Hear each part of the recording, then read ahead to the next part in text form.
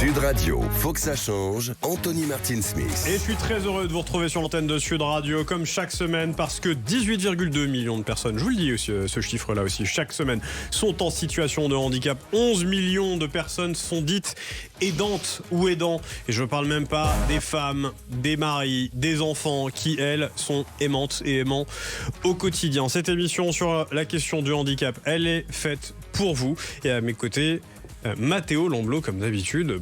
Bonjour Mathéo. Bonjour Anthony, bonjour tout le monde. Comment ça va ? Très bien, et vous ? Ça va. Alors, aujourd'hui, vous avez passé en deuxième partie d'émission. Oui. Avec votre coup de cœur ou votre coup de gueule, ça sera ? Un coup de cœur. Sûr ? Vous verrez en deuxième partie. Ah, vous me le faites à chaque fois.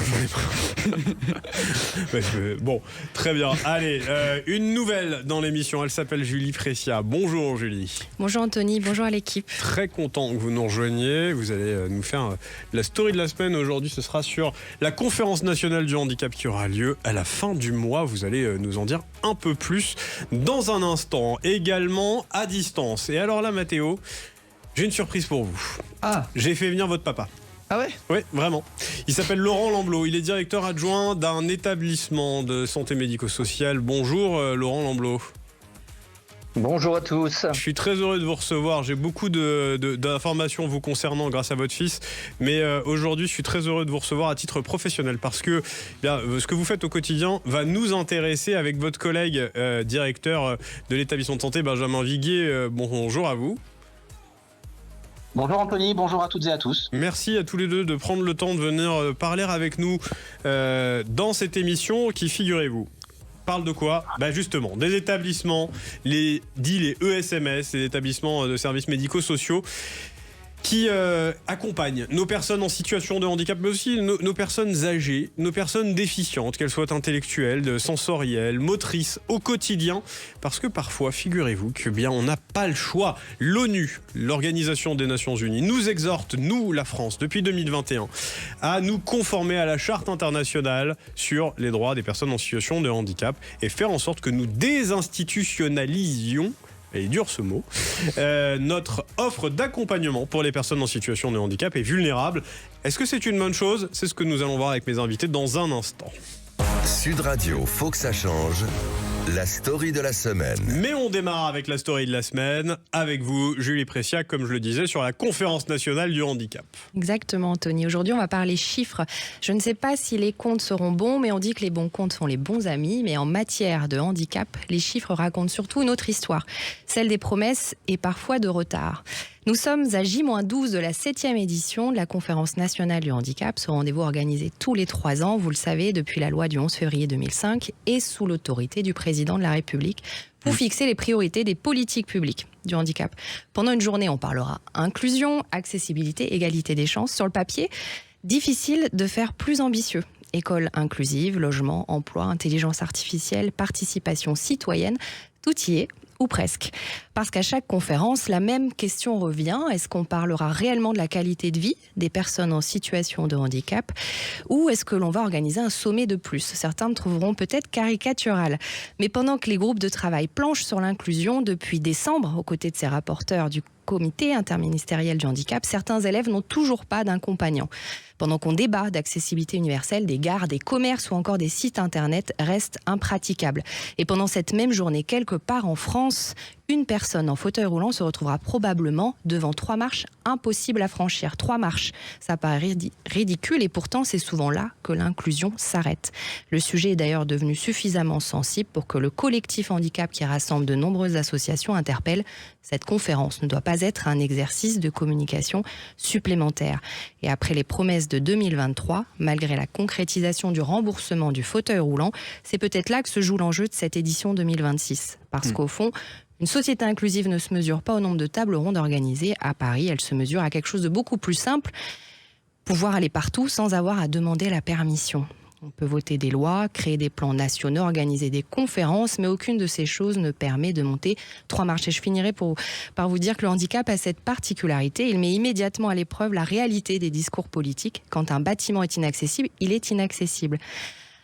Effectivement, avec ces fameuses 3 marches. J'aime bien le symbole, mais il est véridique. Quand on sait qu'un ERP, un établissement recevant du public, sur 2, est rendu accessible. Ça veut dire que finalement, nos personnes qui sont à mobilité réduite sont des demi-citoyennes, puisqu'elles ont accès qu'à la moitié de la société. Alors, c'est quand même important à chaque fois de le rappeler, ce chiffre-là aussi. Le remboursement des fauteuils roulants depuis le 1er décembre 2025 est en vigueur. Là aussi, nous aurons l'occasion de recevoir la ministre ici et de lui poser des questions pour faire le bilan très prochainement, je vous le promets. La conférence nationale du handicap que nous allons couvrir avec Sud Radio, il faut que ça change. Là aussi, c'est une promesse. Je me tourne, merci Julie Pressia, vers nos invités, Benjamin Viguier et puis Laurent Lamblot. Benjamin Viguier, je vais commencer avec vous. Votre établissement, votre SMS, dans les Ardennes, qu'est-ce qu'il fait exactement et à quel point votre offre est aujourd'hui, que vous considérerez, indispensable pour les usagers qui sont les vôtres. Et je vous précise, mesdames et messieurs, qu'en deuxième partie d'émission, nous recevrons le sénateur Philippe Mouillet, qui, lui, vient de faire voter une loi au Sénat visant à prolonger les expérimentations sur les établissements de santé médico-sociaux. Alors, Benjamin Viguier, racontez-nous un peu votre établissement dans les Ardennes. Alors, peut-être déjà reposer le cadre, et vous avez déjà, Anthony, donné quelques éléments. Effectivement, les ESMS, établissements et services sociaux et médico-sociaux, agissent effectivement dans un cadre strict, puisqu'on dépend du Code de l'action sociale et des familles, dit CASF. Et donc, nos missions sont assez claires. Effectivement, on a une mission d'accompagner des personnes en situation de vulnérabilité liée à l'âge. En l'occurrence, pour nos établissements, on est sur des jeunes mineurs ou majeurs dans le cadre des amendements Creton. Et donc en situation de handicap, lié à la protection de l'enfance parfois, à de l'exclusion sociale ou à de la perte d'autonomie. Alors on fonctionne beaucoup en sigle, et donc pour faire simple, nous disposons de 3 agréments. Un agrément sur 2 établissements situés géographiquement dans le nord et le sud des Ardennes, donc un institut médico-éducatif, dit IME, un institut thérapeutique, éducatif et pédagogique, dit ITEP, et un service d'éducation spéciale et de soins à domicile, dit CESAD. Et donc, je dirais, pour rentrer un peu dans la logique et la terminologie, on est dans une approche institutionnelle, c'est-à-dire que la personne est orientée actuellement vers nos établissements qui disposent de places autorisées et qui bénéficient de prestations principalement à l'intérieur de nos établissements. Donc vous exercez finalement une mission de service public et d'intérêt général au service des personnes en situation de handicap, on est d'accord ? Tout à fait. On est sous une logique effectivement de financement de la sécurité sociale et d'autorisation des services de l'Agence régionale de santé, donc des services de l'État. Les ARS, comme on a l'habitude d'en entendre parler. Laurent Lamblot, ça veut dire quoi ? Que si demain on désinstitutionnalisait l'accompagnement des personnes en situation de handicap ou d'âge avancé, tel que votre collègue Benjamin Viguier vient de nous l'exprimer, on les mettrait où, nos personnes en situation de handicap que vous accompagnez et comme beaucoup d'autres établissements en France ? Alors, s'il y avait cette désinstitutionnalisation, l'objectif, ces jeunes se retrouveraient dans le droit commun, donc accompagnés par l'éducation nationale, par des associations et par des éducateurs à domicile. Voilà. Mais on ne remplirait pas toutes les missions. Donc on ferait du CESAD. C'est ça que vous dites. On ferait du CESAD à outrance. On ferait du CESAD à outrance, tout en sachant que les jeunes que nous accueillons au sein de nos établissements sortent principalement du droit commun, étant donné qu'ils ont été orientés par les MDPH. Les maisons départementales des personnes handicapées, celles qui décident de quel droit vous pouvez bénéficier quand vous êtes en situation de handicap. Pardon. Tout à fait, et ce sont des jeunes qui ont un parcours du droit commun assez difficile. On a des jeunes qui étaient en déscolarisation, qui étaient déscolarisés principalement. On arrive avec des jeunes, on reçoit des jeunes abîmés, qu'il faut à nouveau resocialiser, qu'il faut à nouveau remettre dans une dynamique, leur redonner confiance, donc c'est compliqué déjà pour ces jeunes-là d'intégrer un établissement. Alors on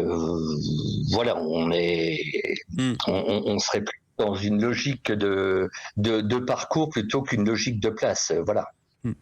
Benjamin Viguier, vous partagez, je présume, le point de vue de votre collègue, de Laurent Lamblot. Ça doit être, ça serait compliqué demain de fermer les établissements de santé. Alors, la logique de désinstitutionnalisation ne signifie pas nécessairement la fermeture des établissements. On est sur un travailler autrement, je dirais. Laurent Lamblot le précisait il y a quelques instants, hein, c'est le passage d'une logique de place à une logique de parcours en gardant la logique d'accompagnement personnalisé. C'est la logique d'institution à une logique de service avec les défauts que ça peut avoir effectivement sur un accompagnement plus, permettez-moi de le dire, plus séquentiel, je dirais. Et en quoi consiste justement cet accompagnement? Parce qu'on entend l'accompagnement là, mais qu'est-ce que c'est cet accompagnement justement? En quoi vous êtes important pour ces personnes?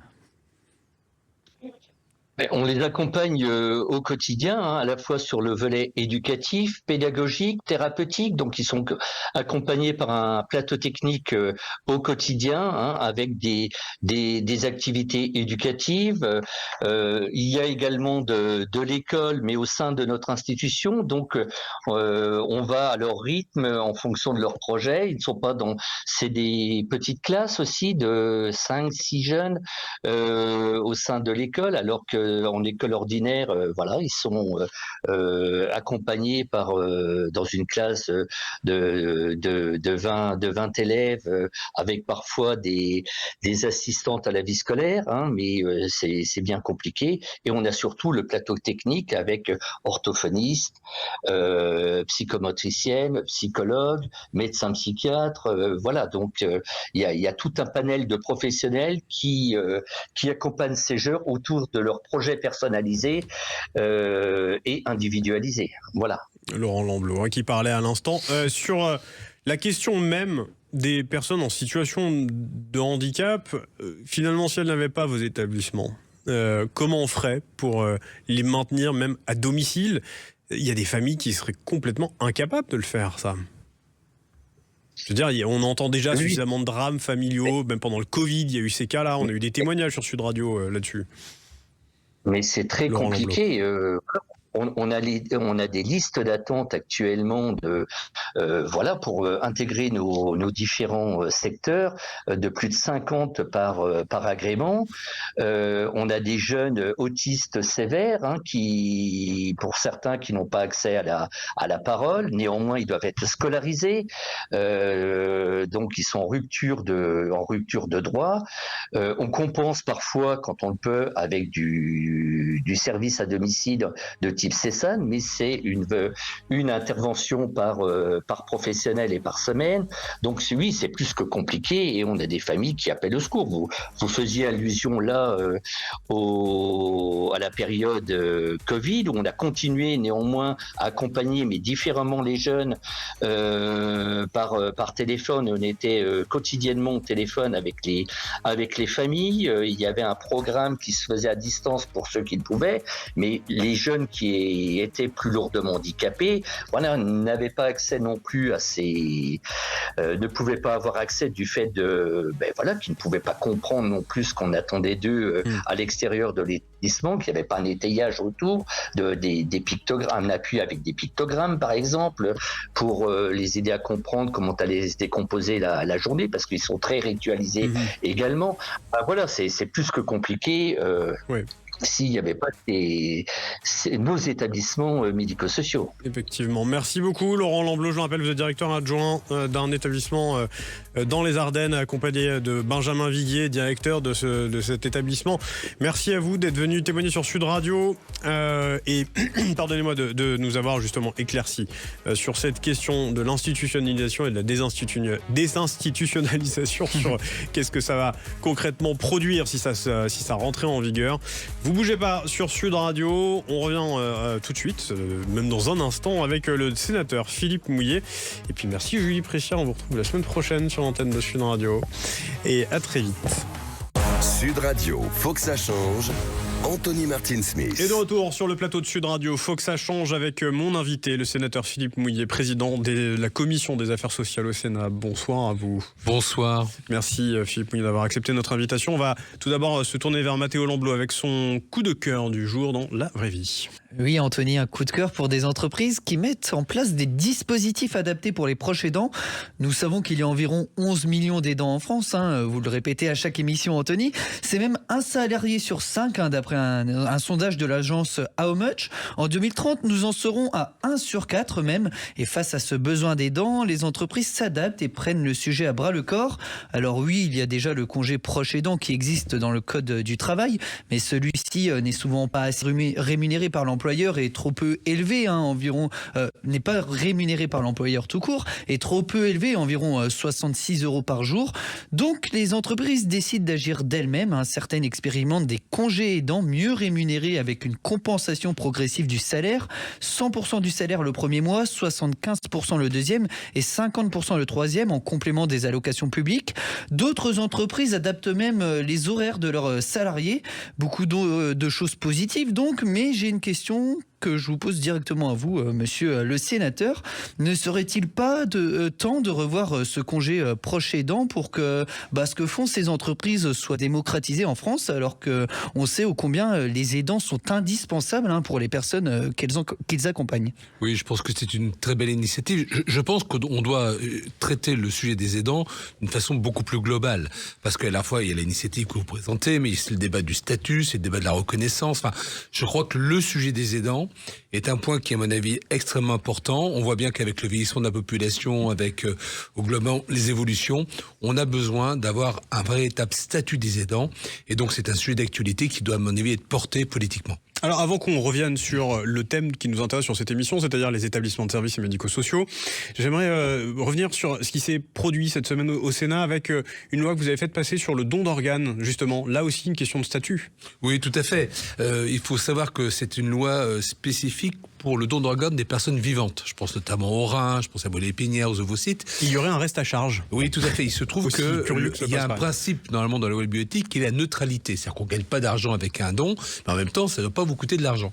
Et concrètement, on se rend compte que d'abord c'est géré par les hôpitaux et on demande que ce soit plutôt l'assurance maladie qui le prenne en charge, mais vous pouvez avoir des frais, notamment des frais de déplacement, vous pouvez avoir des frais d'hébergement, des frais de garde d'enfants, des restes à charge sur les franchises médicales, les dépassements d'honoraires. Enfin, il y a tout un tas de situations où finalement c'est un coût, que ce soit avant, dans la phase de préparation du don, pendant ou après pour le suivi médical.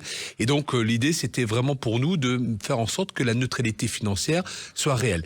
Et en plus, point important, nous venons créer un statut spécifique du donneur, de donneur vivant, ce qui permet notamment d'ouvrir un certain nombre de droits. Je pense notamment au droit au principe qui permet de pas forcément être obligé d'indiquer, notamment lorsque vous faites un prêt, lorsque vous avez des questionnements, que vous avez été donneur.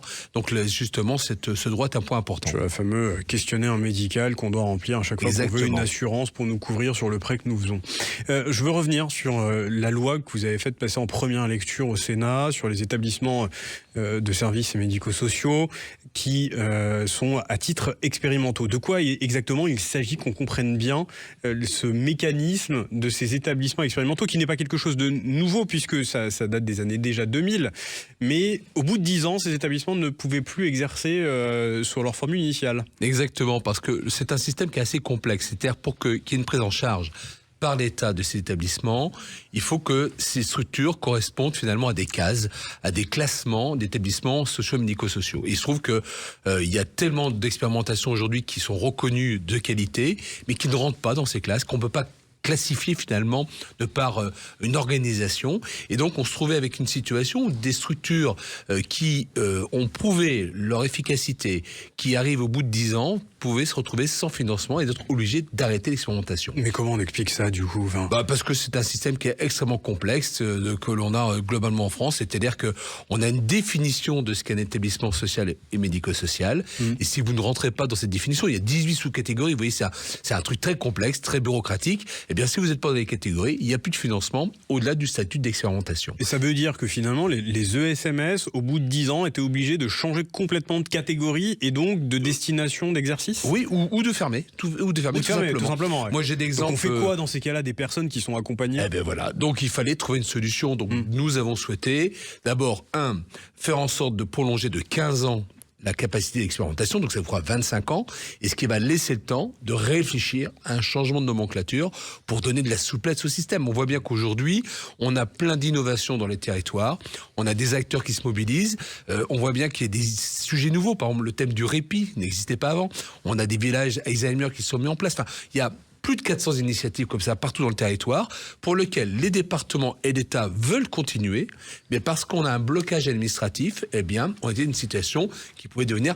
catastrophique. Donc, on règle dans un premier temps par le fait de prolonger pendant 15 ans, et en parallèle, on met en place les travaux pour régler cette difficulté de classification qui n'est pas adaptée aux besoins des territoires. Parce que 10 ans d'expérimentation, ça suffisait pas du coup. Si, mais le problème, c'est que recul. C'est pas ça, c'est pas la durée, c'est que on n'a pas prévu comment le basculer dans le droit commun. Ouais, d'accord. Et donc, vous lancez un ESMS expérimental, vous dites ah super, ça fonctionne, et puis en fin de compte, à la fin, vous pouvez rien faire parce que vous ne pouvez pas pérenniser l'action. Exactement. D'accord. Et donc là, tout le monde le veut, mais il y a un problème administratif et juridique, donc il fallait par la loi. Donc ce village loi. Alzheimer dont vous parlez par exemple peut se créer et puis en fait au bout de la 10e année, la 11e est impossible et donc le truc doit définitivement fermer ou se transformer en maison de retraite. Exactement, c'est un exemple. Donc, voilà, donc on veut éviter ça. Et voilà, donc c'est du bon sens. C'est pour ça d'ailleurs que ce texte a été voté à l'unanimité parce que tout le monde considère unanimité de tous les groupes politiques au Sénat. Tous les groupes politiques. Il y a eu 100% de vote positif sur ce texte.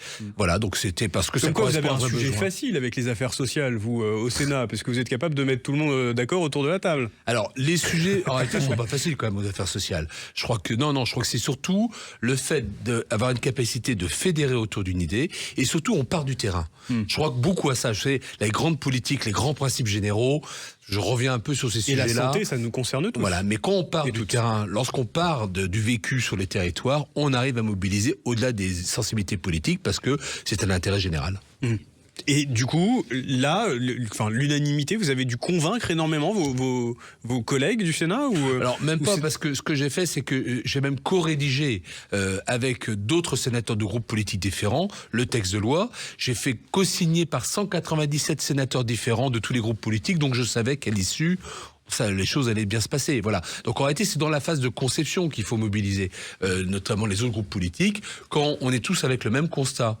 Et qu'à partir de là, on est quand même dans la culture du Sénat. Vous savez, la culture du Sénat, c'est jamais la couleur politique du sénateur qui porte un sujet qui est importante pour nous. C'est toujours le fond du dossier. Et donc on arrive comme ça à mobiliser très largement. Dernière question à Philippe Mouillet. La CNH, la Conférence nationale du handicap, le 25 juin, présidée par le président de la République, vous portez quel regard dessus ? Vous en espérez quelque chose ou c'est de la com ? Alors, j'en espère quelque chose, parce que c'est toujours, alors certes, il y a beaucoup de communication, mais c'est quand même toujours un marqueur politique qui est fort, où on donne des orientations. C'est un peu le Choose France du handicap, non ? Alors, je sais pas si c'est le Choose France, je suis pas sûr qu'on puisse faire le parallèle. Non, mais par rapport aux annonces. Oui, mais... Parce qu'il y en a eu des conférences nationales du handicap, et on n'a pas forcément eu derrière les... Alors, on n'a pas forcément eu le résultat attendu, à part les fauteuils roulants, mais il reste toujours quelque chose. Il reste toujours quelque chose. D'abord parce que, point important, c'est une mission qui est transversale. C'est-à-dire que tous les ministères sont mobilisés autour de cette conférence. Et donc, globalement, il reste toujours quelque chose. Après, le sujet, c'est le décalage entre les annonces et le résultat attendu. Mais il y a toujours des travaux, il y a toujours des effets bénéfiques de ce type d'opération. Donc voilà, j'espère que les annonces seront raisonnables et raisonnées, en tout cas avec un esprit de capacité à faire. Mais je pense que ça reste toujours un rendez-vous important. Les deux quinquennats d'Emmanuel Macron ont été des bons quinquennats sur la question du handicap ? C'est difficile à dire. Il y a clairement eu des avancées. Moi, j'ai beaucoup travaillé avec Sophie Cluzel. Grâce à lui uniquement. Non, c'est grâce aux parlementaires aussi. Oui, grâce aux parlementaires, mais c'est un engagement collectif. Je pense qu'à un moment donné, lorsqu'il a mis en place un secrétaire d'État au handicap accroché au Premier ministre, ça c'est déjà été un signe parce que ça a permis d'accélérer dans plein de domaines. Donc il y a eu plein de chantiers qui ont été ouverts.